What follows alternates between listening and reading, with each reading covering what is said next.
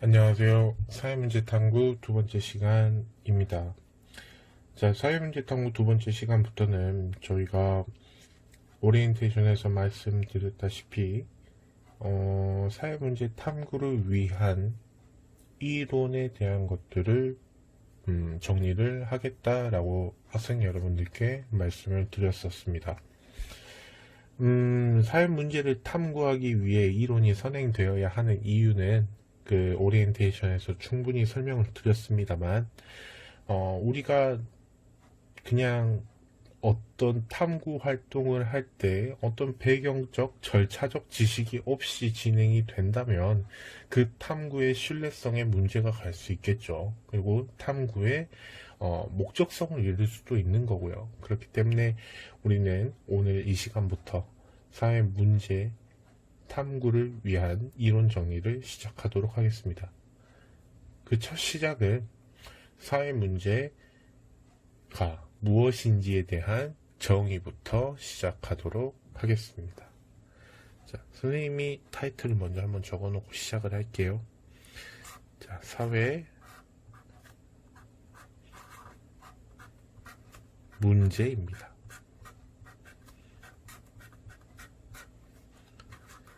사회 문제란 무엇일까요? 라는 질문을 했을 때 학생 여러분들은 자유롭게 대답을 할 수는 있을 것 같아요. 자, 사회 문제란 뭘까요? 스스로 한번 대답을 해주셨으면 좋겠어요. 쉽게 답이 나오진 않을 거예요. 되게 부정적인 거 또는 별로 좋지 않은 것들 뭐 이렇게만 대답이 될 수밖에 없잖아요. 저희가 사회 문제는 뭐 선생님이 진짜 좀 이따가 할 것처럼 사회 문제는 뭐 사회에 존재하고 있는 집단이나 제도에 부정적인 영향을 미치는 상태를 말합니다 라고 대답할 수 있는 사람은 뭐 사실 거의 없죠.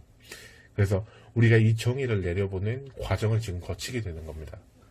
한번 봐볼게요. 사회 문제라고 하면 떠오르는 생각들을 정리를 해보도록 하겠습니다. 사회 문제라는 것은 우리 사회에 부정적 영향을 주고 있는 것 같아요. 그죠? 이거는 학생 여러분들도 동의할 문제라고 충분히 생각할 수 있겠습니다. 그렇지 않나요? 긍정적 영향을 주는 일을 우리가 문제라고 하진 않잖아요. 그렇기 때문에 부정적인 영향을 주는 게 사회 문제라고 하는 것 같아요. 그리고 어쩌면 다수가 문제이다. 문제라 인식하는 것이 사회 문제인 것 같습니다. 다수가 문제라고 인식을 해야 돼요. 왜냐하면 만약 개인이 어떤 사건이나 어떤 상태에 대해서 개인이 문제라고 얘기를 하는 것은 이건 개인의 문제잖아요. 그죠? 다수가 문제라고 사회 구성원의 다수가 문제라고 인식을 해야 우리는 그것을 사회 문제라고 이야기를 할 수 있을 것 같습니다. 자, 그 다음에 아무래도 사회 문제이기 때문에 사회적 가치에 어긋나는 것들이 사회 문제일 것 같습니다. 이 사회적 가치라고 하면 법이나 도덕을 또는 뭐 규범적인 것들 통틀어서 이야기를 할 수 있을 것 같아요. 규범이죠. 법과 도덕은 어떤 하나의 규범이기 때문에 사회적 가치에 어긋나는 것들이 사회 문제가 되겠다 라고 해도 충분히 동의할 수 있는 내용이죠. 그죠?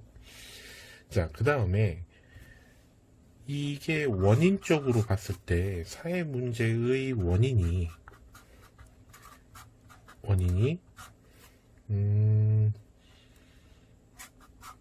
이렇게 한번 적어볼게요. 사회적이다. 원인이 사회적이다. 말을 발레를 한번 들어보면 좀 좋을 것 같아요. 개인적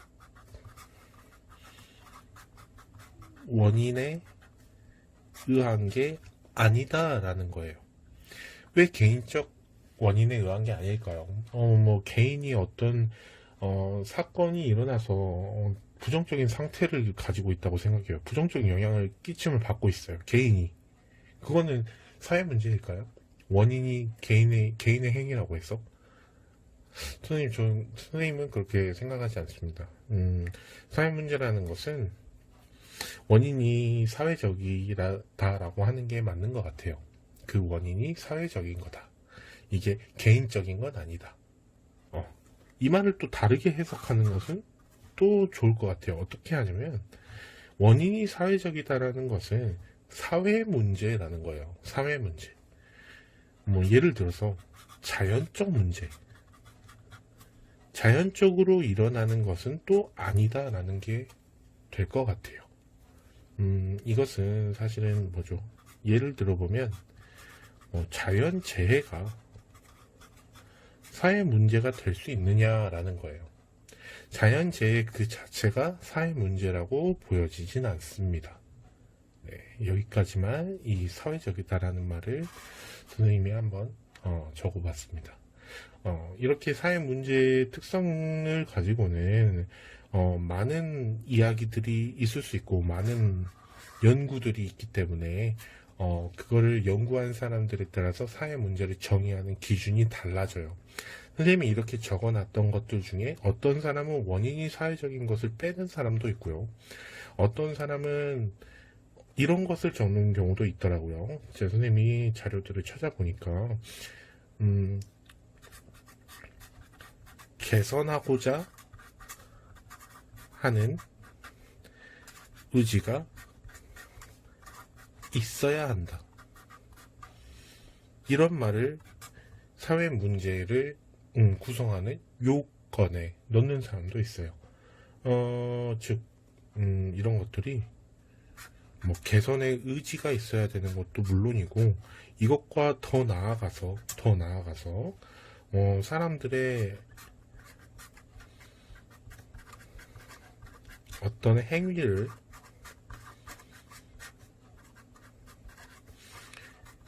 요구하기도 한다는 겁니다.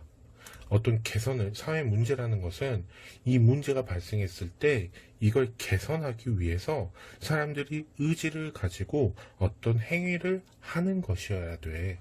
사회 문제라는 건 사람들이 그걸 개선하려고 하지 않고 행위를 요구하지도 않는다면 이거는 사회 문제라고 볼 수 없어. 아직 문제가 아닌 거야 라고 말하는 사람들도 있습니다. 어떤 것이 정의인지에 대해서 학자들마다 차이가 있고요. 대부분 부정적인 영향을 미치는 것, 다수가 문제라고 인식하는 것, 사회적 가치에 어긋나는 것 정도는 우리가 사회 문제라고 정의하는 사람들의 대부분의 이야기인 것 같아요. 그러면 우리는 어떻게 정의를 해야 될까? 라고 했을 때 선생님은 교과서적 정의를 해보고 싶습니다. 자, 여기까지는 지금 사회 문제에 대한 마인드맵 형식으로 알아본 사회 문제란 뭘까에 대한 우리들의 고민이었어요, 이건. 교과서에는 사회 문제를 뭐라고 정의했는지 선생님이 교과서가 없는 학생들을 위해서 한번 적어보도록 할게요. 사회 문제란 사회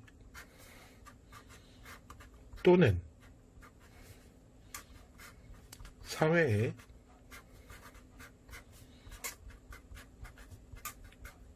존재하고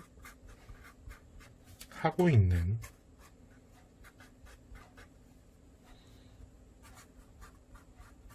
집단이나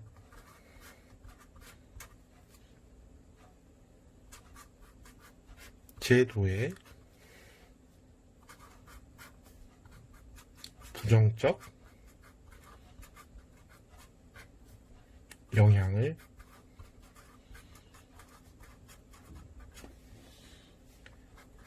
미치는 상태. 교과서에는 사회 문제는 이것이다 라고 정의를 하고 있습니다. 그러면 우리도 이 정도 수준에서 사회 문제를 정의하도록 하죠. 사회 또는 사회에 존재하고 있는 집단이나 제도에 부정적 영향을 미치는 그러한 상태, 이거를 이제부터 우리는 사회 문제라고 하도록 하겠습니다. 네, 그 다음에 살펴볼 것은 이제 사회 문제의 특징에 대해서 한번 알아보도록 할게요. 자, 사회 문제의 특징입니다. 선생님이 판서를 좀 이렇게 좀 다양하게 써보려고 노력을 하고 있어요. 그나마 재미를 찾을 수 있는 요소가 이것밖에 없기 때문인데요.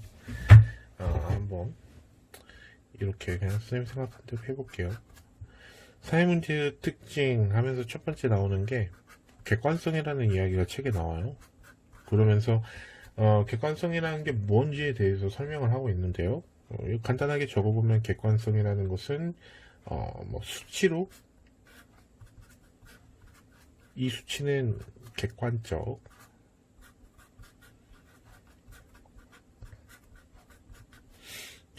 수치로 표시되는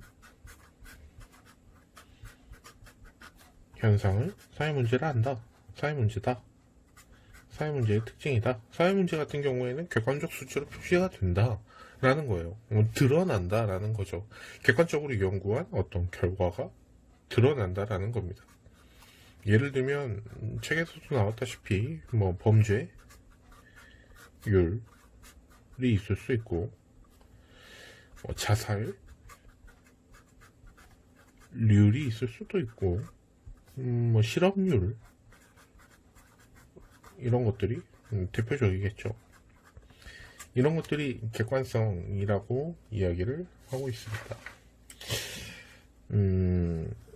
하지만 이 객관성에 대한 이야기를 조금 더 확장해서 볼 필요는 있을 것 같아요. 뭐 책에서 말하는 것 말고도 어느 정도 객관성이 있음으로써 사회 문제를 탐구할 수 있는 선생님은 이렇게 한번 적어보고 싶어요. 탐구 가능성. 나중에 우리가 뭐 양적 연구, 질적 연구 뭐 이런 거부터 시작을 해서 사회 문제를 탐구할 수 있느냐 없느냐에 대한 문제까지도 갈 수가 있어요. 사회 문제라는 것은 사람들의 행위 과정에서 복잡한 문제이기 때문에 이런 주관적인 사람의 주관적인 행동에 초점을 맞춰서 이것들을 어떻게 수치화할 수 있느냐 라는 게 있을 수 있어요. 근데 뭐 우리 사회문화를 배운 학생들 같은 경우에는 뭐 방법론적 이원론, 방법론적 일원론 뭐 이런 말 들어봤을 거예요. 뭐 자연현상과 같이 우리가 실험을 해서 객관적으로 어떤 결과가 나올 거라는 가설을 통해서 이렇게 만들어낼 수 있는 것인가 사회문화가 사회 문제가 이런 말들이 나올 수 있어요. 근데 사회 문제가 객관성을 가진다라고 이렇게 전제를 깔고 봤을 때 탐구 가능성을 어쩌면 얘가 담보를 하고 있는 걸 수도 있어요. 이렇게 수치화되지 않고서는 우리가 어떻게 탐구를 할 수 있겠습니까? 물론 이렇게 수치화하는 것도 인간의 가치가 반영된 거기는 하지만 이렇게 수치로 한다는 것은 어떤 데이터를 통해서 우리가 수치를 만들어내는 거잖아요. 그리고 그것들 수치 간의 상관관계, 원인과 결과의 상관관계를 만들어내는 거잖아요. 이게 객관성이라는 것을 통해서 우리는 탐구 가능성을 엿볼 수도 있고요. 탐구 가능성이라는 측면에서 보면 또 뭐 인과관계를 만들어낼 수 있는 거죠. 인과관계. 이 측면에서 객관성도 의미를 갖는다고 생각을 해요. 확률의 문제니까요. 이 확률의 문제라는 말을 이해를 하실지는 모르겠어요. 이제 어떤 사회 문제 현상의 원인이 되는 현상에 의해서 결과가 나타난다라고 했을 때 이게 100% 그런 결과가 나온다면 사회 문제는 예상하는 대로만 흘러가겠잖아요. 근데 결과라는 것은 100%로 나올 수가 없지 않습니까? 사회 문제에서는 그 자연현상이 아니기 때문이죠. 그러니까 다시 또 사회문화 얘기를 하게 되는데 너무 밀접한 관계가 있어요. 물은 100도 네, 물은 100도씨에서 끓는다 라고 했을 때 같은 조건이면 물은 100도씨에서 무조건 끓게 돼 있습니다. 이건 자연현상의 100%예요. 그러니까 자연현상은 항상 그렇게 일어납니다. 근데 사회 문제라는 것은, 사회 현상이라는 것은, 확률적으로 일어나는 거기 때문에 우리는 그 확률 관계에서 문제의 해결점을 찾으려고 하는 걸 수도 있겠죠. 이제 사회 문제의 특징을 살펴보면서 지금 객관성에 대한 이야기를 하면서 여기까지, 개념을 한번 확장을 시켜본 겁니다.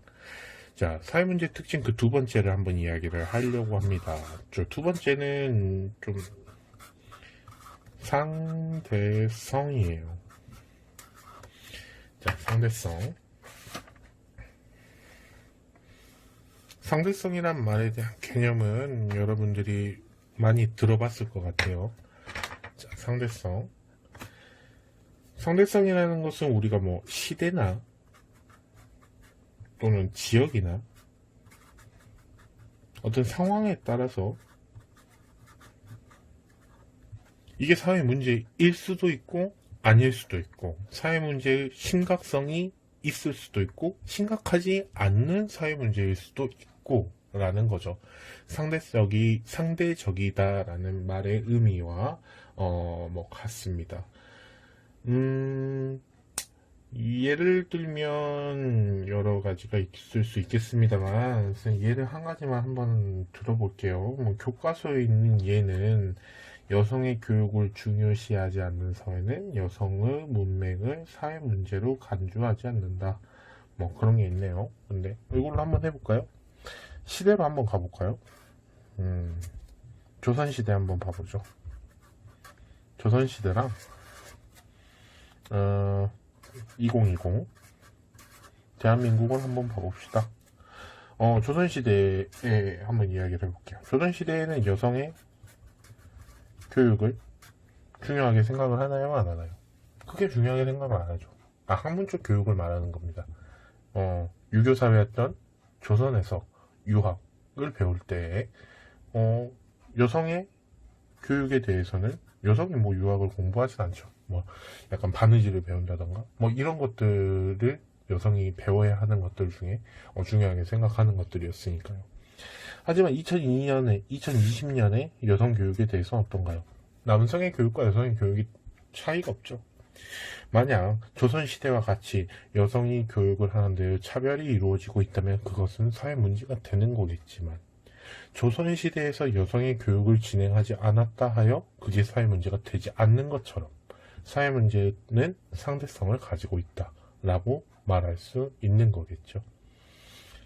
뭐 지역에 따라서도 크게 구분을 할 수 있어요. 뭐 사회 문제가 되고 안 되고의 차이, 많은 사례 중에 이것만 비교해 보세요. 남한 사회와 북한 사회에서 어떤 건 사회 문제가 되고 어떤 건 사회 문제가 되지 않는 것들이 많이 있을 겁니다. 체제의 상황에 따라서 다른 거죠. 그 지역에 따라서도 상대성은 충분히 발현될 수 있다 라고 보시면 될 것 같아요. 자, 마지막 특징 한번 살펴보도록 할게요. 마지막 특징은 어디다 써야 될까요? 자, 여기다 한번 써볼게요. 마지막 특징은 이 역사성입니다. 자, 선생님은 이렇게 정의를 하기 싫은데 교과서에 이렇게 나와 있으니까 선생님이 이 타이틀을 안 쓸 수가 없어요. 세 번째는 역사성이에요. 자, 역사성에 대해서 이야기를 하면서 교과서에는 뭐라고 하냐? 사회 문제는 시대적 상황과 밀접하게 연관이 있다. 뭐 시대적 상황을 이야기합니다. 그리고 쌀 부족 문제를 이야기하죠. 쌀 부족은 과거의 문제죠. 우리나라엔 지금 쌀이 부족한 게 아니잖아요. 근데 과거의 문제예요. 근데 현재는 어떤가요? 현재는 쌀이 부족하지가 않죠. 쌀, 소비, 촉진 운동 같은 게 일어나요. 죄송합니다. 운동. 이런 것들이 일어나고 있죠. 시대적 상황에 따라 쌀이라는 어떤 하나의 소스에 대해서 과거에는 부족 현상, 그리고 현재에는 촉진 운동 현상, 이렇게 다른 것들이 일어나고 있는 실정이죠.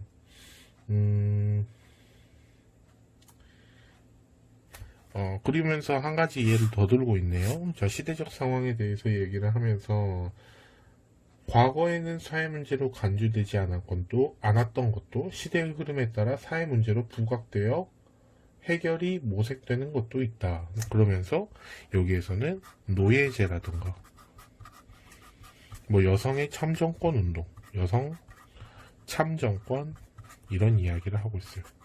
좀 교과서의 설명에는 지금 이렇게 설명을 해버리면 사실은 시대에 따라서 달라지는 이 상대성의 이야기를 하는 것과 별반 차이가 없다라고 선생님은 생각을 합니다. 물론 교과서를 비난할 의도는 없지만, 그리고 비난해서도 안 되지만, 자, 이 역사성은 선생님이 봤을 때 어떤 현상으로 단어로 바꿔주고 싶냐면 이 변동성이라는 단어랑 축적성이라는 단어를 바꿔주고 싶어요.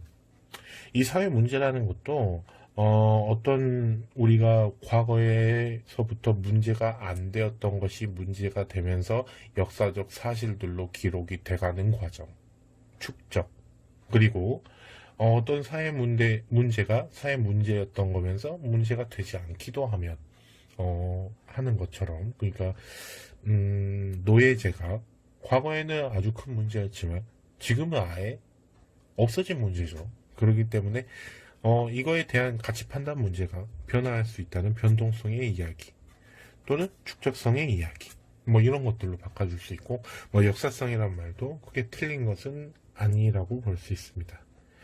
이렇게 교과서에서는 우리의 사회 문제의